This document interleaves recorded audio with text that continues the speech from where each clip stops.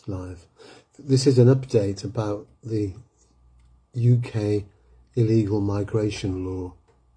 اوكي عايزين نديكم بعض التطورات عن القوانين بتاعة الهجرة الغير شرعية هنا في المملكة المتحدة. The law was passed on the 20th of July. والقانون هذا يعني القانون هذا أصدروه يوم 20 شهر 7 2023. I'm going to read you a summary of what it does from a website we are looking at here. اوكي وحنقول لكم يعني حنقرأ لكم من الموقع بتاع الحكومة البريطانية عن القانون الجديد. The illegal migration bill gives the Home Secretary unprecedented powers to make arrangements for the detention and the deportation of migrants. اوكي القانون الجديد اللي بيتعلق بالهجرة الغير شرعية لبريطانيا بيعطي وزيرة الداخلية السلطات غير مسبوقة، وهذه السلطات بتعطيها انه الحق بتاع الديبورتيشن الترحيل، وحق حق الديتنشن اللي هو الاحتجاز او السجن. Anybody who enters irregularly, so they've come without papers, can't remain regardless of their protection needs and their individual circumstances.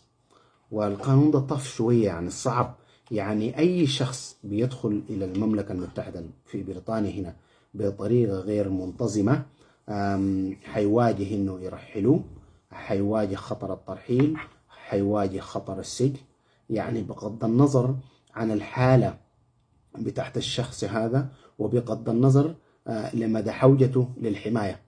والقانون ده قاسي شوية. The law entitles the government to send the person back to the country they left or to another country where their asylum claim might be processed. والقانون ده بيعطي الحق للحكومة البريطانية إنه ترجع الأشخاص لبلدانهم الأم أو لأي دولة أخرى. which is sad, very sad.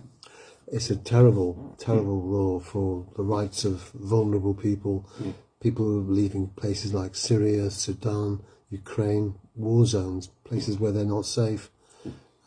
والقانون ده مجحف وصعب جدا للناس، بالتحديد الناس اللي جايين من مناطق الحرب، السودان، سوريا، يوكرين، يمن، ليبيا، wherever, which is very hard. Apparently it also overrides the Modern Slavery Act. So you can't come in without papers even if you've been trafficked or you need the protection of that kind of legislation. ده يعني ده يعتبر عبودية جديدة يعني، فالموضوع ده خطير جدا و sad news, but we have to tell you the reality. Thank you so much. Yeah, terrible news, but that's the fact. Yeah. Okay, thank you so much. Yeah.